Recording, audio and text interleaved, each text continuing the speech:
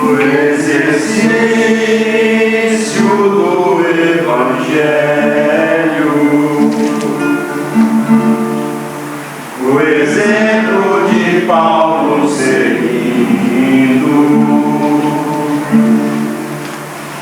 leva ao jovem e ao velho lições de se doar servindo nas agruras da vida, do desespero da dor, és mensageiro da luz, instrumento sublime do amor. mais um farol A brilhar, luzeiro na treva densa, convida-nos a trabalhar, divulgando a doutrina imensa.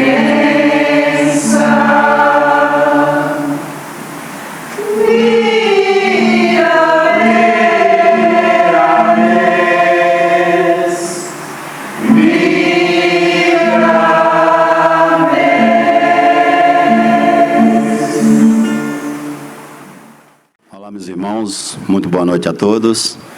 Que a paz e o amor do Mestre Jesus esteja em nós. Como vocês puderam ver, hoje foi um dia especial para todos nós, pela apresentação do Corão Miramês. Não fiquem tristes, que vai ter mais 2 apresentações no final. Dito isso, vamos elevar o pensamento a nosso Mestre Jesus, a Deus nosso Pai, para fazer a prece que o nosso Mestre Jesus nos ensinou. Pai nosso que estais nos céus, santificado seja o vosso nome, venha a nós o vosso reino, seja feita a vossa vontade, aqui na terra como nos céus. O pão nosso de cada dia dá-nos hoje e sempre. Perdoa, Senhor, as nossas ofensas, assim como nós perdoamos a quem nos tem ofendido. E não nos deixeis cair em novas tentações, mas livra-nos, Senhor, de todos os males físicos e espirituais. Em nome de Jesus, assim seja. Hoje, vamos passar a palavra para o nosso irmão Milton, que vai nos trazer hoje dai a César o que é de César, como sempre digo, muito importante para a nossa elevação espiritual. Muito obrigado. Boa noite a todos. Saúde e alegria, obrigado. Saúde e alegria para todo mundo. Que Jesus esteja no nosso encontro e que possamos verdadeiramente trazer palavras de sabedoria, trazer as palavras da vida eterna, né, conforme Pedro disse para Jesus. Jesus perguntou para Pedro: você também vai me abandonar, Pedro? E Pedro disse: para onde eu iria, Senhor? Somente o Senhor tem as palavras da vida eterna. Então, com Jesus, nós temos a orientação segura de que todos nós necessitamos. E eu peço a Jesus a bondade e a misericórdia de conduzir o nosso estudo, de colocar na nossa mente, na nossa boca, as palavras que nós precisamos escutar, as palavras que nós precisamos ouvir, para nos ajudar a enfrentar os nossos problemas, as nossas lutas. Todo mundo que vem no centro espírita, todo mundo que vai num templo, vai em busca de orientação, vai em busca de conforto, em busca de esperanças. E nós não podemos esquecer dessa premissa, né? Então, rogo a Jesus para colocar as palavras, né, de que nós necessitamos. E o assunto é da máxima importância. Dá a César o que é de César e a Deus o que é de Deus. E Jesus contou, né? Aliás, aconteceu esse fato com Jesus e ele foi narrado por Mateus. Mateus, no capítulo 22, traz para nós que os fariseus entenderam-se entre si,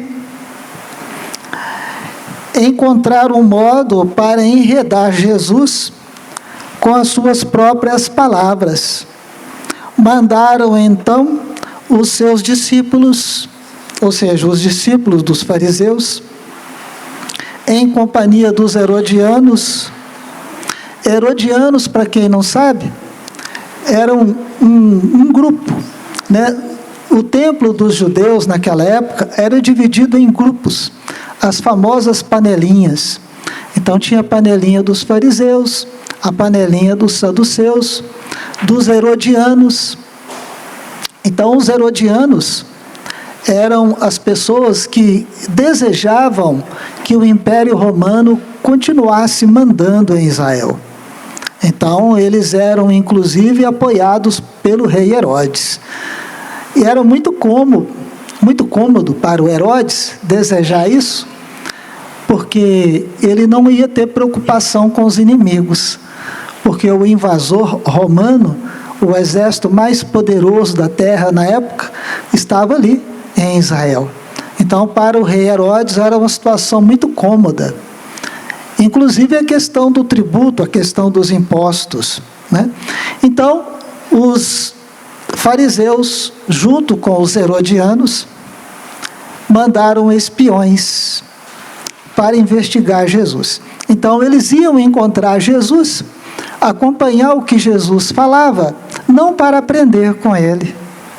Olha só, gente, a classe sacerdotal do povo eleito por Deus, o povo escolhido por Deus para trazer as revelações divinas, diante do Messias que eles tanto esperavam, eles mandavam espiões, não para aprender, e nem para escutar o que Jesus falava, no sentido de aproveitamento, mas para encontrar um modo de matar Jesus. Logo, o povo que recebeu os 10 mandamentos, e um dos 10 mandamentos ensina: não matarás. E os sacerdotes do templo, coliado com os herodianos, queriam matar Jesus, que era o Messias, esperado por eles, implorado por eles. Então disseram: mestre, sabemos que o Senhor é verdadeiro e que ensina o caminho de Deus pela verdade, sem levares em conta quem quer que seja, porque nos homens não faz distinção de pessoas.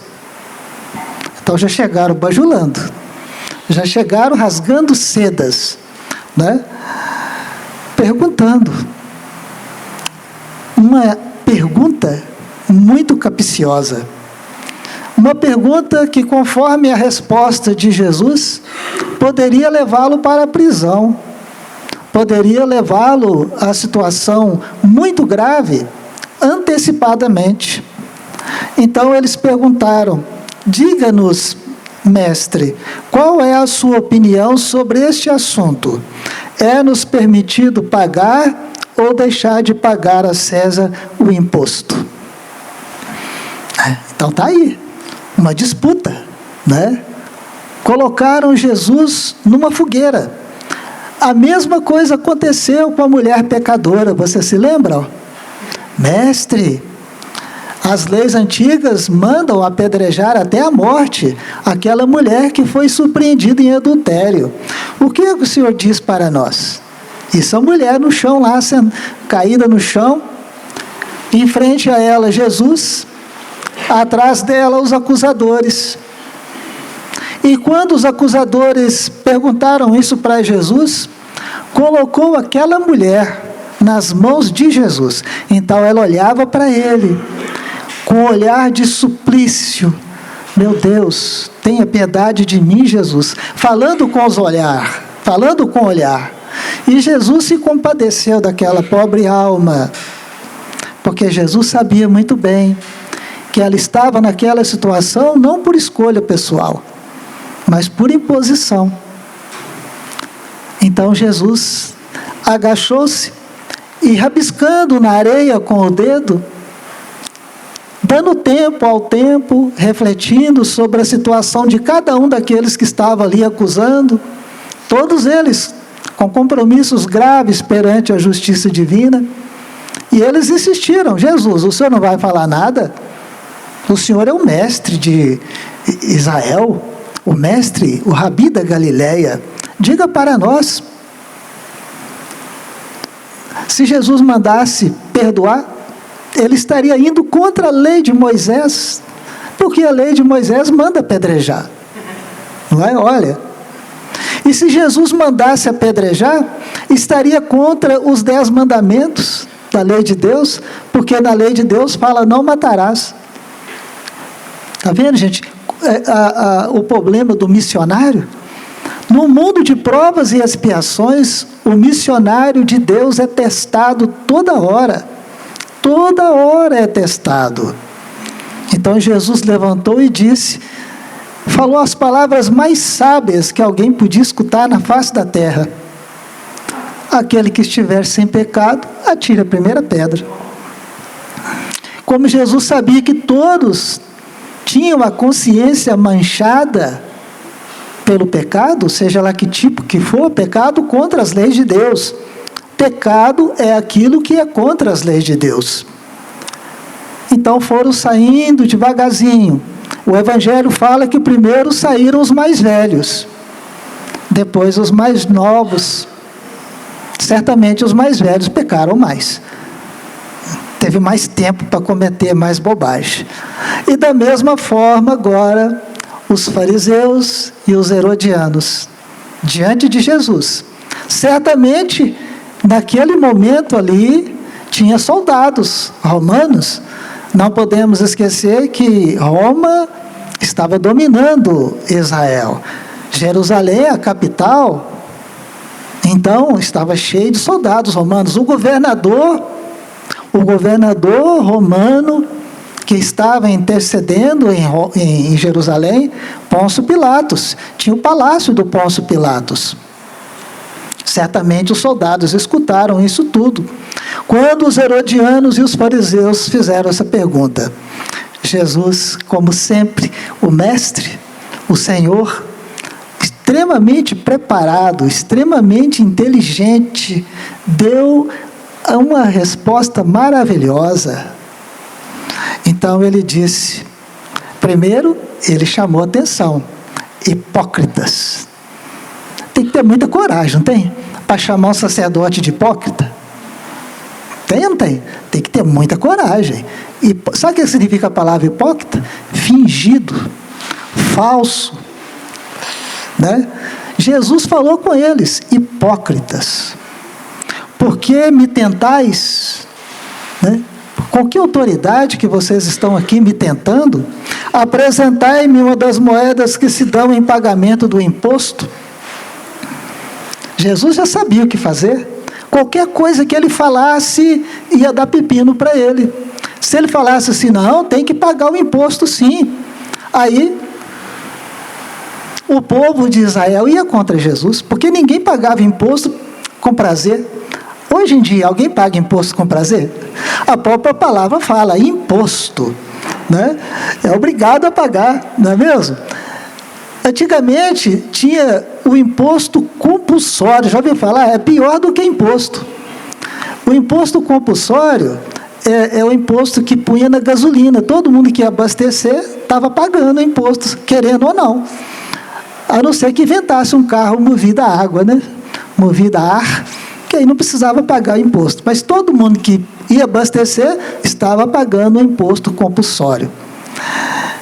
Mas esse imposto estava dando um problema danado. Porque alguns eram favoráveis, inclusive entre os judeus.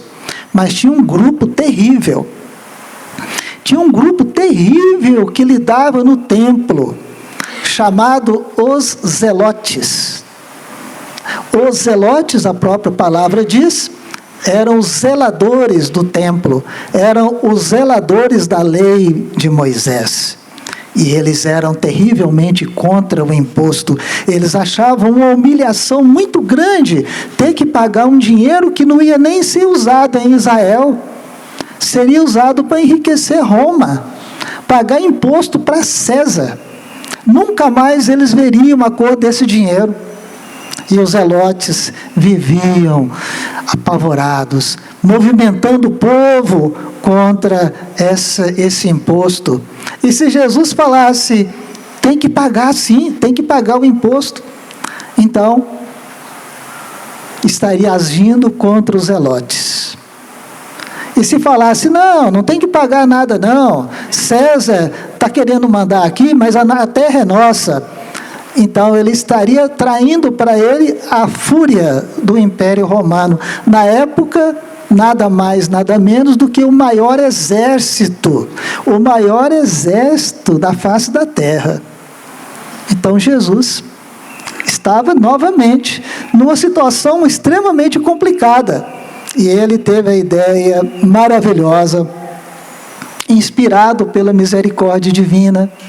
Ele disse, apresentai-me a moeda que se dá em pagamento do imposto. Deixa eu ver a moeda. Então, tendo-lhe apresentado um denário, depois vocês podem consultar aí no celular ou na internet, o que é o denário, né? E Jesus perguntou então, de quem é esta imagem? E o que está escrito aqui? Eles responderam, ora Jesus, esse aí é César. Então Jesus disse, olha, então está fácil, dai a César o que é de César. Dai a César o que é de César, é dele, devolve para ele, e a Deus o que é de Deus. Então esse a Deus o que é de Deus é o que é mais lindo de tudo, porque Jesus aproveitou de uma contenda, de uma disputa, para trazer a ideia mais maravilhosa que podia acontecer aqui nessa passagem. Jesus disse que nós somos de Deus. Nós precisamos tributar a César, pagar tributo a César, mas precisamos devolver para Deus o que é de Deus. Precisamos dar a César o que pertence a César, mas precisamos dar a Deus o que é de Deus. Daqui a pouquinho nós vamos ver o que é de Deus. Então, ouvindo falar essas coisas, os espiões dos fariseus e dos herodianos, deixando admirados, se retiraram. Dá para ficar admirado mesmo, né? Olha a sabedoria de Jesus.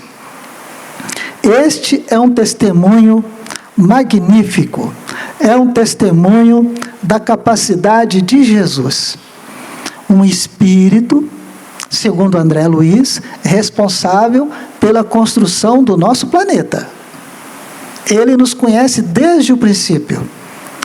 No Evangelho de João, capítulo 1, versículo 10, está lá escrito, e ele fez o mundo. Ele quem? Jesus.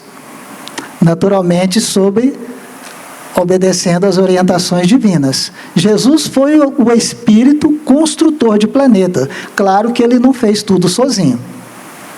Ninguém faz nada sozinho. Então Jesus teve uma equipe de engenheiros, André Luiz chama de engenheiros siderais. É pouco isso, gente? Vocês já viram a luta do engenheiro mecânico numa fábrica? Um engenheiro civil? Pena muito, é muito trabalho, é muita responsabilidade. Agora vocês imaginam a responsabilidade de construir um planeta. Não é só construir o planeta, é construir um mundo habitável. Só seres humanos já está em torno de 9 bilhões. Só os seres humanos, para não falar das outras espécies. É muita alma. Sob a responsabilidade de Jesus. Jesus precisa de ajudante, viu? Nós ficamos aí curtindo televisão, curtindo preguiça, e Jesus precisando de ajudantes. Ou pelo menos não vamos dar trabalho para ele, né? Pelo menos. Vamos fazer a nossa parte. Então, dai a César o que é de Deus, dai a César o que é de César, e a Deus o que é de Deus. Esta frase é amplamente citada em todos os lugares. E é o distintivo do cristão.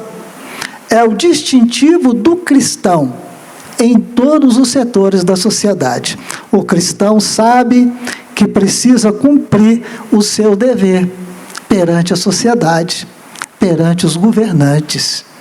O cristão não dá prejuízo, não sonega imposto. Até Jesus pagou imposto. Não sei se vocês se lembram. Jesus estava na casa de Pedro, quando o cobrador de imposto bateu na porta, pedindo para pagar o imposto. Reviraram os bolsos, não tinha nem um centavo, não tinha nada. Aí Pedro ficou aflito. E agora, Jesus? Como é que nós vamos fazer? O homem está aí cobrando. Calma, Pedro. Vai no mar, lança o anzol. O primeiro peixe que você fisgar, você puxa ele. Assim que você tiver com ele na mão, você enfia a mão na boca dele e puxa para fora. Lá dentro tem uma estater. Uma estater é uma moeda de alto valor. Aí, Pedro, você paga o imposto por você e por mim. Jesus pagou imposto. Jesus não sonegou imposto, né? Então, teve o trabalho de Pedro. Teve uma dinâmica espiritual. E todos nós somos assistidos todos os dias. Ou vocês acham que as oportunidades que estão nas nossas mãos é porque nós somos muito capazes, muito inteligentes, muito trabalhadores? Não, absolutamente. As oportunidades que estão nas nossas mãos foram trabalhadas penosamente pelos trabalhadores espirituais, para que estivessem nas nossas mãos, para nós conseguirmos realizar a nossa missão aqui na Terra. E a nossa missão, todo mundo tem missão. Ninguém reencarna sem missão. Todos nós aqui na Terra temos uma programação reencarnatória. Ninguém reencarna sem uma programação reencarnatória. E os recursos vão chegando nas nossas mãos, de acordo com o nosso merecimento, de acordo com a nossa programação espiritual. Então, nós somos acompanhados dia e noite pela misericórdia divina, e às vezes nem percebemos isso, nem damos conta disso. Nós só vamos ter certeza disso quando nós desencarnarmos, porque vai ser a nossa vez de cuidar dos outros, de cuidar de quem está aqui na Terra. Tem um caso muito legal, num dos livros de Humberto de Campos, onde tinha 2 trabalhadores espirituais que trabalhavam incansavelmente em favor de uma senhora. Essa senhora tinha uma tarefa, uma missão da máxima importância. Ela era médium. Ela era médium numa reunião mediúnica no centro espírita. Médium muito séria, muito responsável. E 2 trabalhadores espirituais. Um já estava com ela há mais de 5 anos, cuidando dela. E o outro recém-chegado. Então cuidava de tudo, para ela não cair, para não machucar, para não esquecer os documentos, né, no trânsito, na saúde, nos problemas domésticos, mas ela tinha um vício terrível. Um vício terrível. Todo mundo tem o calcanhar de Aquiles. Ela comia demais. Ela não tinha limites. Toda hora estava na geladeira, saqueando a geladeira. E eles penando com ela, porque não pode ir para a mesa mediúnica com problema de intestino, não pode. Imagina um médio de piriri gangorra sentado na mesa mediúnica. Toda hora sai correndo, não pode sair da sala, como é que fica? Né? Então eles penavam para poder ajudar a digestão dela, para poder favorecer, para a hora que ela fosse lá para a mesa mediúnica, ela estivesse perfeita. Então eles instruíam através da intuição, através do sonho, nada feito. Aí o mais novo falou assim, mas eu não sei como é que você aguenta essa mulher. Ela é difícil demais. Aí o outro falou, você se prepara. Você se prepara, porque daqui a 2 anos vai ser você. Eu vou afastar para reencarnar. E você vai assumir esse serviço. Meu Deus do céu, como é que vai ser? Olha o desafio. Aí o outro falou, meu Deus, mas será que eu dou conta? Dá sim, eu vou te ensinar tudo. Vou te ensinar os segredos, você vai conseguir. No fundo, ela é muito boa. É só saber lidar com ela. Mas até quando ela vai continuar desse jeito? Aí o mais experiente disse, olha, não se preocupe, daqui a 10 anos ela vai desencarnar. E ela vai assumir o lugar que é seu. Você vai assumir o meu lugar e ela vai assumir o lugar que é seu. Ela vai ser aprendiz. Ela vai aprender como que é difícil tomar conta dos outros. A missão do anjo de guarda é muito difícil. É desafiadora. E os evangelhos relatam que os adversários de Jesus tentavam enganá-lo para forçá-lo a tomar uma posição clara, mas perigosa, sobre a delicada questão do pagamento dos impostos. Queriam julgar Jesus, tramavam mesmo matar Jesus, porque viram a capacidade dele, viram a assistência espiritual que ele tem, a orientação divina, as curas, os ensinamentos, e ficaram com medo de perder a sua vaga. Olha, gente, que coisa mais tola. Ficaram com medo de perder a sua vaga lá no templo, porque ganhavam, né? Tinha muita, além dos ofícios do templo, tinha venda de animais, e as carnes dos animais abatidos, porque naquela época praticava sacrifício de animais. As carnes dos animais abatidos eram vendidas depois, então eles ganhavam 2 vezes. Eles vendiam o animal vivo e depois vendiam a carne do animal. Então era um comércio que tinha ali. Eles ficaram com medo de perder isso, porque viram que Jesus realmente é o Messias. Em outras passagens eles dizem, o Senhor é o Messias. No entanto, planejavam matá-lo. Mais preocupados com a riqueza da terra, mais preocupados com os reinos da terra, do que com os reinos dos céus. Vinícius, autor desse livro, diz aqui, são falsos padres, são falsos sacerdotes, que não acreditam em Deus, não acreditam nas Escrituras, apesar de ensinar, apesar de pregar, porque se acreditasse, não faria o que fizeram. Se o sacerdote acreditasse mesmo em Deus, acreditasse mesmo nas Escrituras, não cometeriam os erros que cometem. Se nós que estudamos o Evangelho acreditássemos mesmo no Evangelho, nós não cometeríamos os erros que cometemos. Não podemos só enxergar o defeito do outro, tem que enxergar o nosso também. Porque nós ainda nos enquadramos na qualidade, desculpem, mas é verdade, na qualidade de hipócritas. O que é o hipócrita? Aquele que sabe o que é certo, mas faz o que é errado.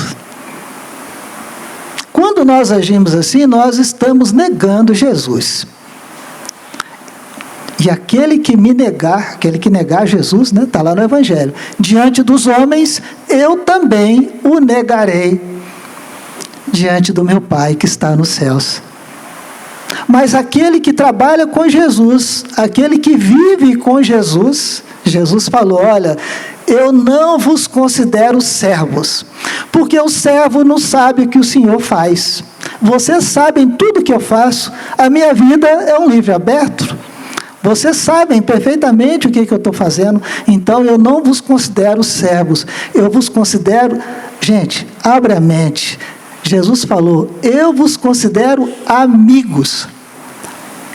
Quem trabalha, quem faz o bem, quem trabalha dentro do Evangelho com Jesus, recebe o título de amigo de Jesus. Vocês não acham isso gratificante? Para mim é da máxima importância. Você ter um amigo tão importante, ter um amigo tão brilhante como Jesus. Ele está na qualidade de amigo e de irmão, porque ele é o nosso irmão. Então, eles previram que Jesus certamente se oporia ao pagamento do imposto. Então, os fariseus e os herodianos estavam convictos de que Jesus ia se opor, porque é o plano dos herodianos. Eles não queriam pagar imposto. mas precisavam da palavra de Jesus. Não só para apoiar a causa deles, mas também para pegá-lo, para denunciá-lo ao governador. Como é que é o nome do governador? Como é que é o nome do governador? Pôncio Pilatos. Então, Lucas, no capítulo 20, mandaram espiões que se fingissem de justos para apanhar Jesus em alguma palavra e entregá-lo à autoridade do governador Pôncio Pilatos. O evangelho é claro, né? Claro como a luz do sol, como dizia o senhor Leão. O senhor Leão é um antigo espírita de Belo Horizonte, já desencarnado, uma capacidade de inteligência fora de série. Muito bem, então, a princípio, eles bajularam Jesus, elogiando a integridade de Jesus, a devoção à verdade de Jesus, mas com o objetivo de jogar Jesus no buraco. O Emmanuel tem uma página que diz assim: quando alguém estiver tentando te agradar demais, quando você perceber que tem alguém tentando te agradar demais da conta, fique atento, porque na verdade essa pessoa está querendo ser agradada, está querendo ser agradada por você. Ele vai te dar um bote lá na frente, fique atento. E Jesus sabia, né? Então, Jesus primeiro chamou-os de hipócritas, fingidos, falsos, sem medo, na lata. Hipócritas, raça de víboras, sem medo algum. Então Jesus pediu para que eles apresentassem uma moeda, e nessa moeda estava estampada a face de César. Estava ali o rosto de César. Mateus capítulo 22. Jesus então diz: então vamos fazer o seguinte, devolve a César o que é de César, e a Deus o que é de Deus. Resolvida a questão, sem argumentação. Então, os espiões, intrigadores, intrigantes, querendo arrumar uma armadilha para Jesus, ficaram impressionados com a fala de Jesus e foram correndo contar para os seus líderes. Mas o resultado foi que no mesmo dia, no dia seguinte, aliás, eles mandaram prender Jesus para interrogatório. O sacerdote tinha esse poder. Vocês sabiam que naquela época os sacerdotes tinham o exército, tinham soldados do templo, como hoje o Vaticano tem a guarda suíça, né? Então, na moeda estava estampado, cunhado, a imagem do imperador Tibério, o segundo imperador de Roma, que governou do ano 14 depois de Cristo até o ano 37 depois de Cristo. Então, quando Jesus estava agindo, que Jesus agiu de 30 até 33, estava sobre a orientação de Tibério César. Então, a inscrição que está escrita na moeda do denário é esta: Tiberius Caesar Divi Augusti Filius Augustus. Quem entende de latim sabe o que é que eu falei. Eu sei que todo mundo sabe latim, mas está esquecido, né? Há quantas reencarnações nós não falamos o latim, não é mesmo? Mas nós já falamos. Você sabia que os espíritos se afinizam, se aglutinam por afinidade linguística? Sabia disso? Vocês não sabiam, né? O Emmanuel fala, os espíritos se unem por afinidade linguística. Talvez vocês não saibam disso, mas a barreira da língua é uma coisa muito forte. Então hoje nós falamos português, mas o português é o latim moderno, é o latim evoluído, né? Então significa César Augusto Tibério, filho do divino Augusto. Divino, porque os romanos atribuíam aos seus imperadores o título de Deus. Então Tibério César era filho de César Augusto, o segundo imperador de Roma. E do outro lado da moeda tinha uma imagem de uma moça. Era dado o nome dessa moça de Lívia, era um nome comum na época. Até os homens tinham o nome de Lívio, né? E representa simbolicamente a Pax Romana. A Pax Romana é muito conhecida, né? É a paz das armas.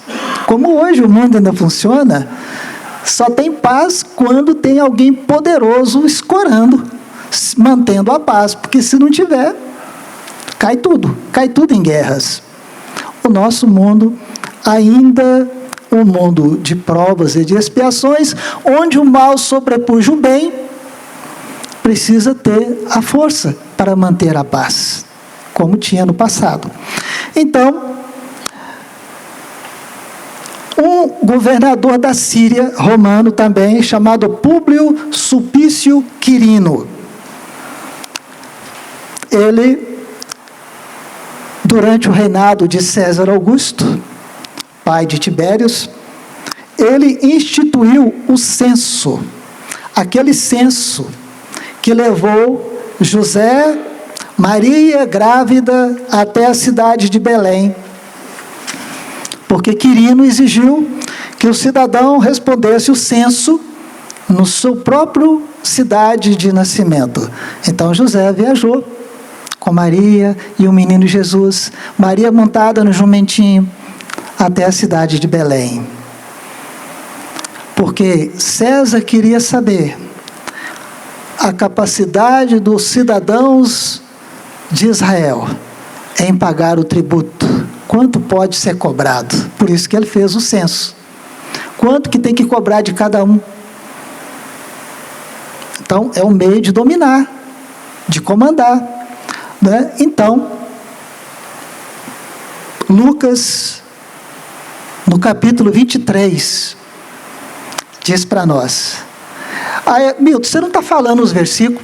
Gente, capítulo 23 é pequenininho, é só ler tudo. Vocês vão achar lá. É uma maneira de pesquisar, né? Não? Estou certo ou estou errado?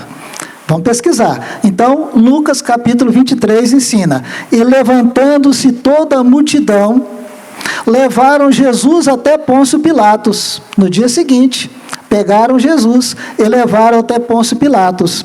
E começaram a acusá-lo, dizendo: nós encontramos este que perverte o povo. Olha, gente, perverte o povo.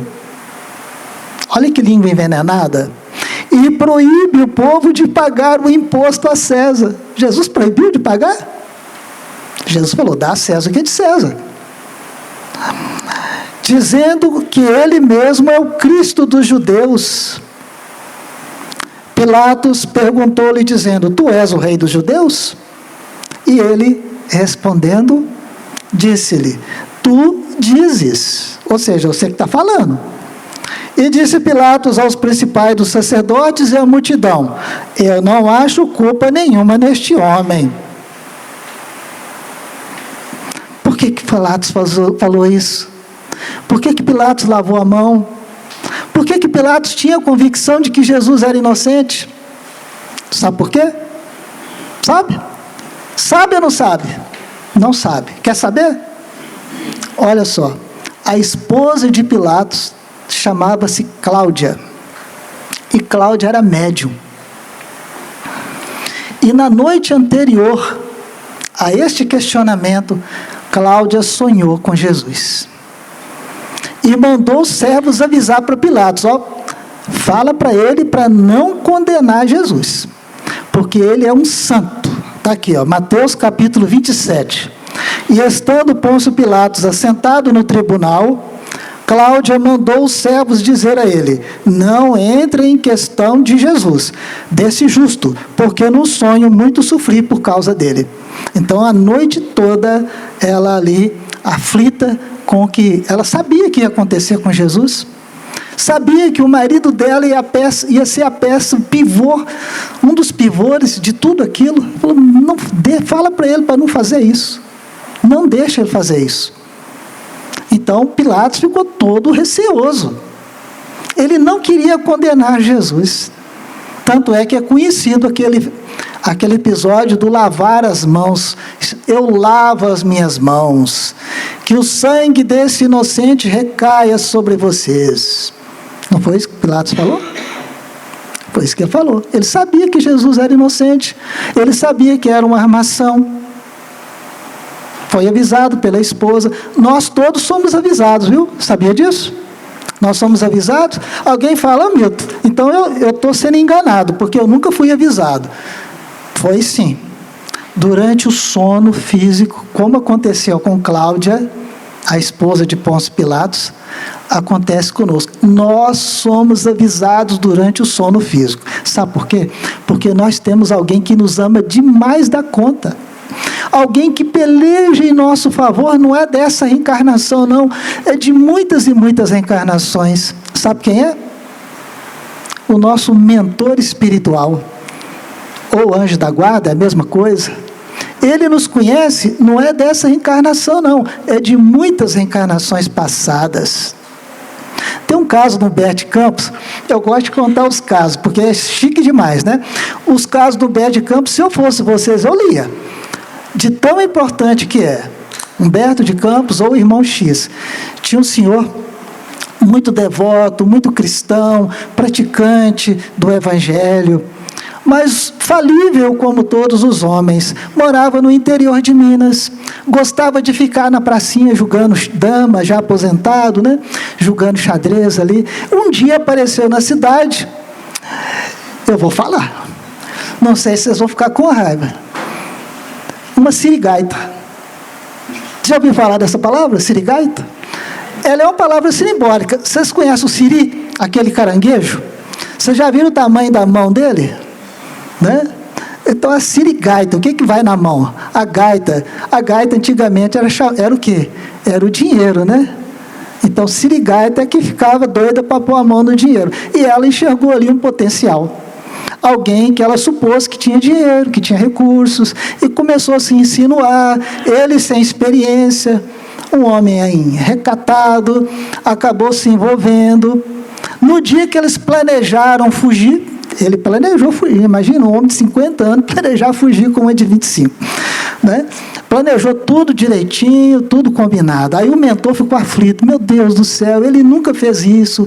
Ele é uma alma cândida, tão trabalhador, família exemplar. Vai ser um escândalo na cidade.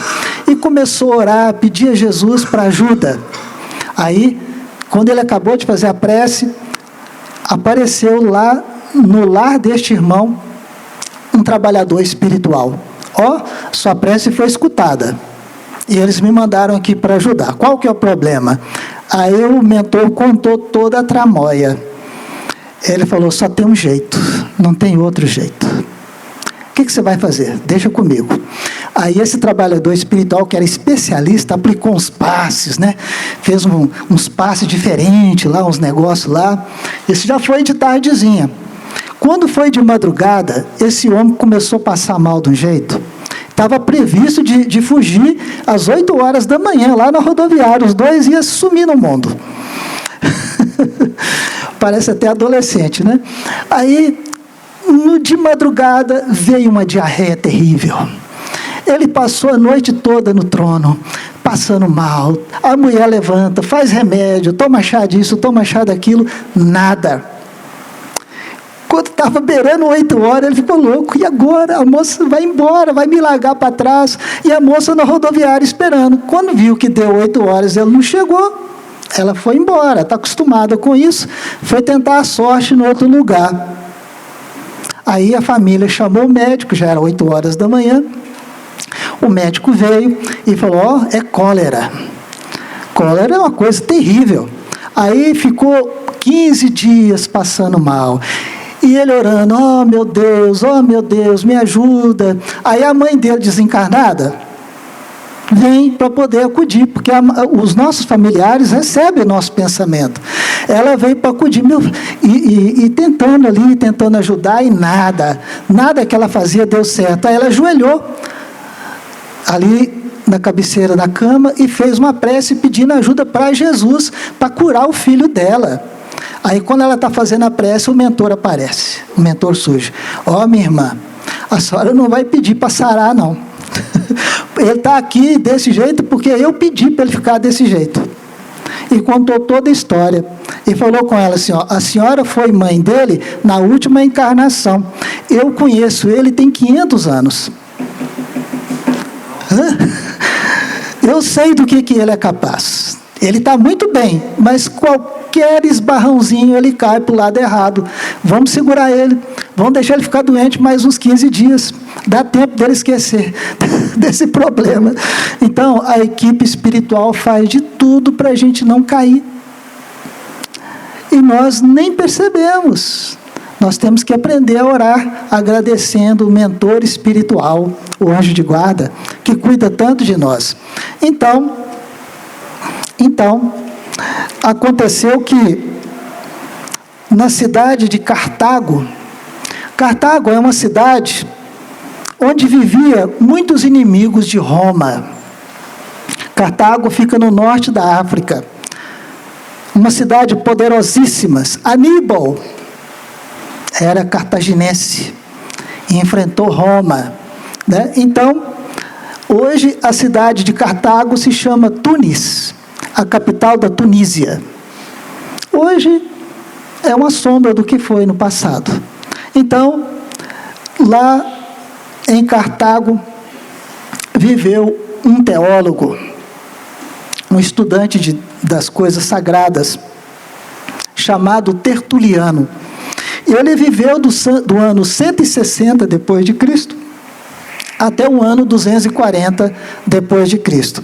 E ele, estudando essa passagem de Jesus, ele explicou o que muita gente hoje não entende. É porque não leu Tertuliano, não conhece essa explicação de Tertuliano. Tertuliano ensinou, olha, a imagem de César que está estampada na moeda, devolva a César o que...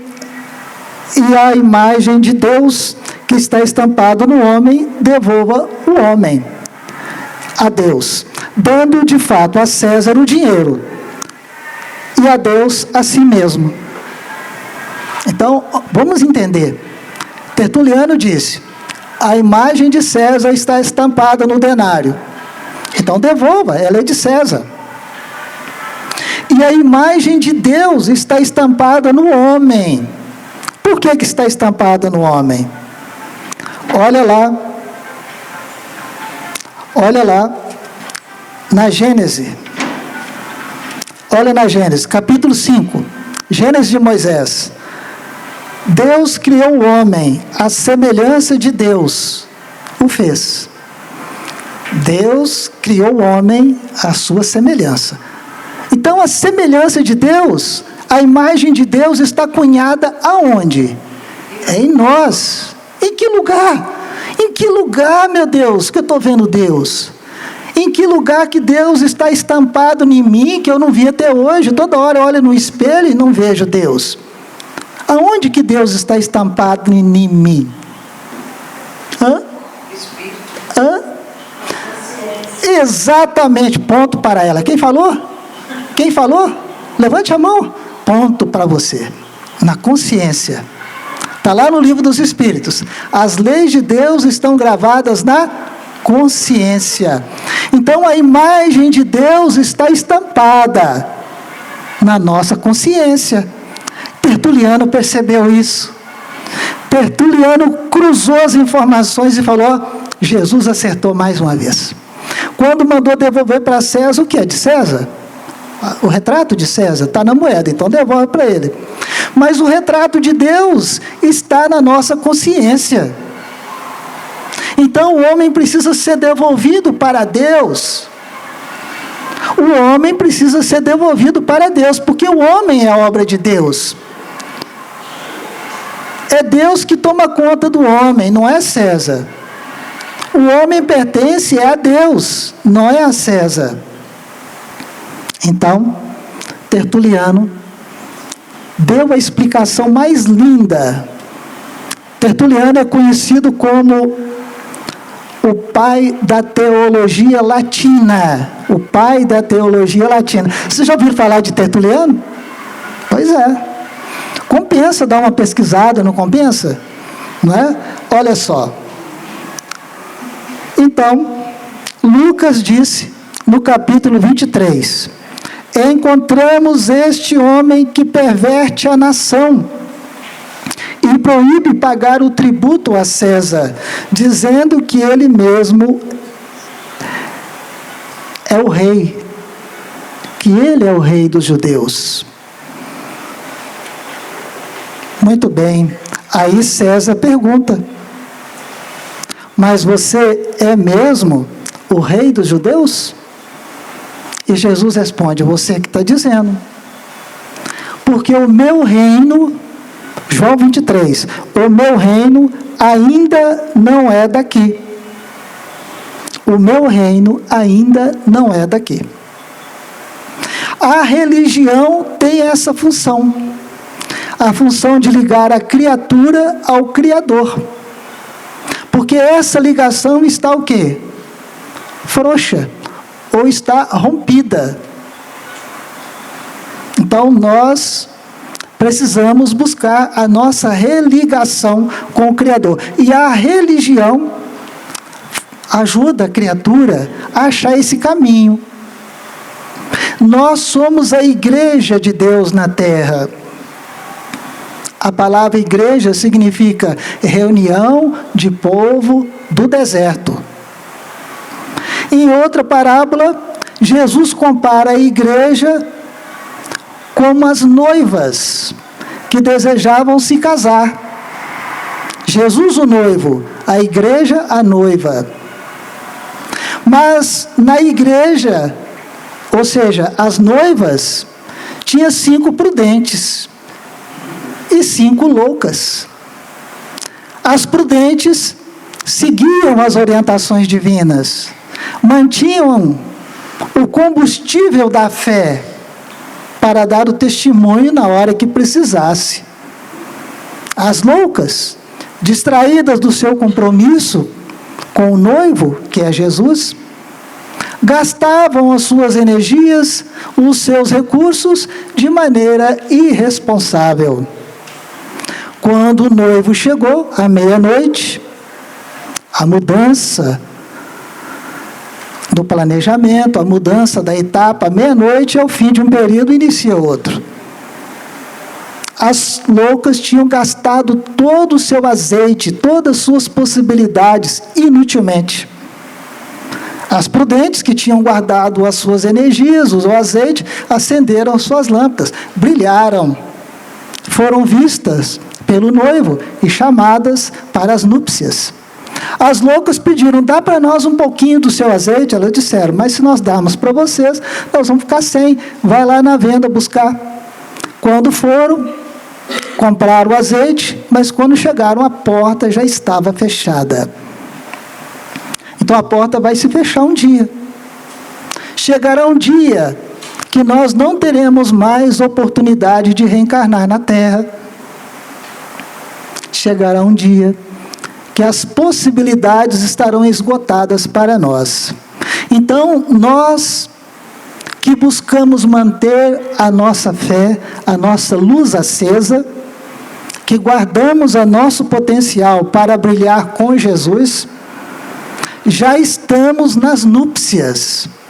Nós estamos numa festa de núpcias, uma festa de casamento de nós com Jesus. Mas é preciso estar preparado para participar dessas bodas. É preciso ter a consciência tranquila, a veste nupcial. Aquele que não traz a sua veste nupcial, que não traz a sua consciência tranquila, e o que é que está na consciência? Deus está na consciência. As leis de Deus estão gravadas na consciência. Aquele que não tiver com a sua consciência tranquila, aquele que deve a justiça divina, precisará reiniciar todo o processo, para quando chegar o momento, estar pronto para participar da festa das bodas. Então, o convite está permanentemente feito para nós. Eis que estou à porta e bato. Jesus sempre está chamando. Deus mandou buscar todo mundo que está nas encruzilhadas, que está caminhando pelas estradas, sem rumo, sem direção. Tragam todos para a festa. Mas é preciso merecer estar na festa.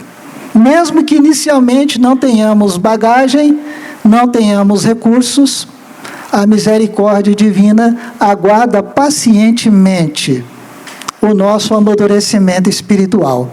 Aguarda pacientemente que nós tomemos a nossa decisão de seguir com Jesus, deixando para César o que é dele e nos ligando novamente a Deus, a fonte da nossa vida, o nosso Pai Criador.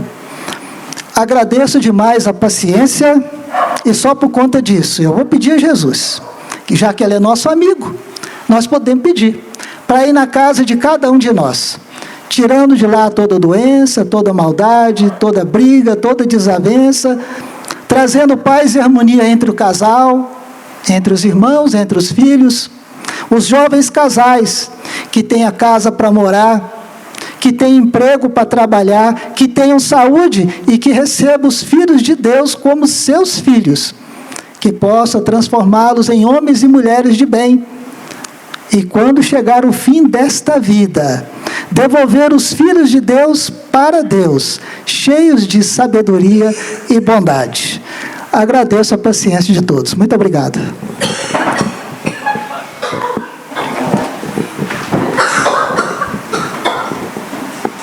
Boa noite, meus irmãos.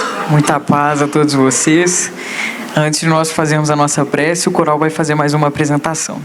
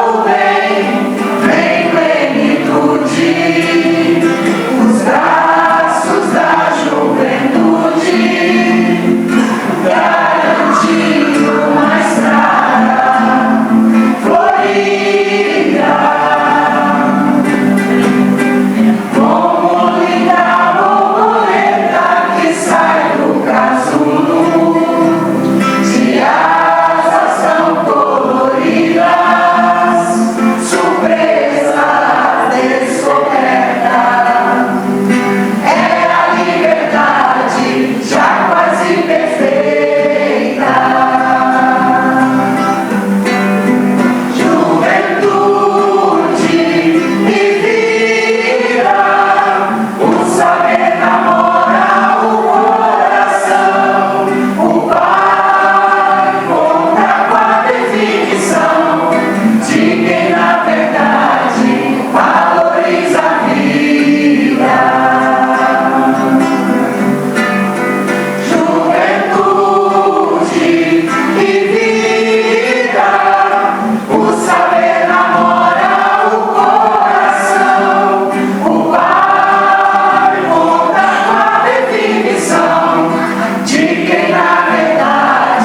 valoriza a vida.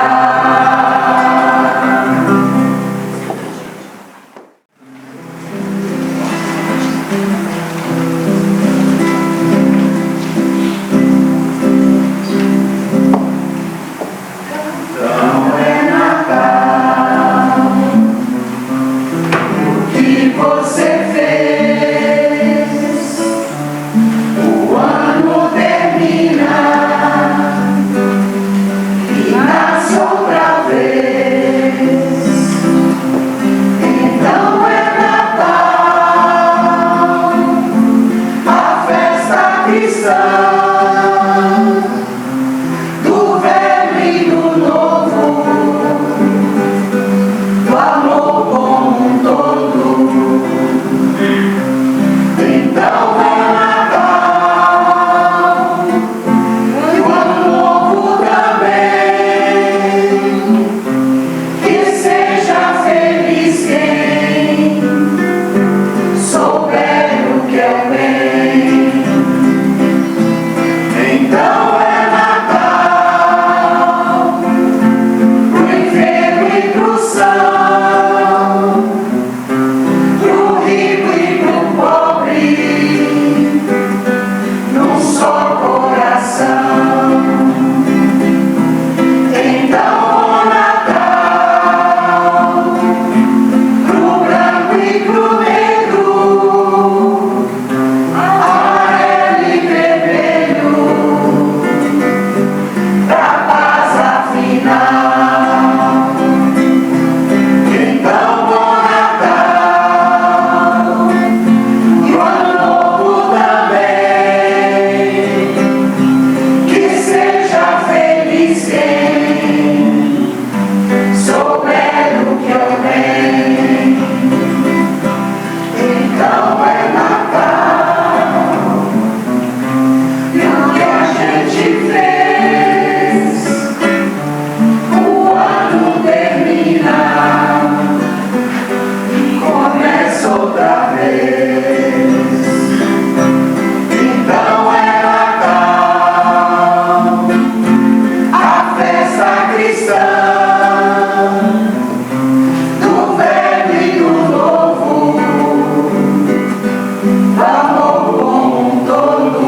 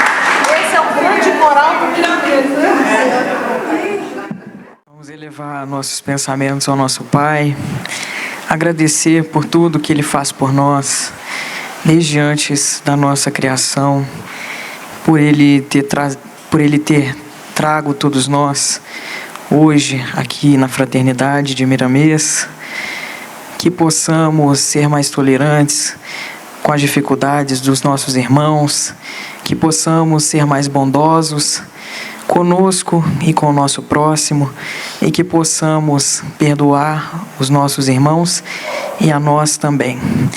Que antes de tomar as nossas decisões, possamos pensar em como Jesus agiria, e a partir de então que possamos escolher fazer a vontade dele e não a nossa. Que possamos evitar a hipocrisia, porque falar daquilo que não fazemos é confessar o nosso próprio pecado. Que assim seja. Podem formar a fila à minha direita. Vão em paz.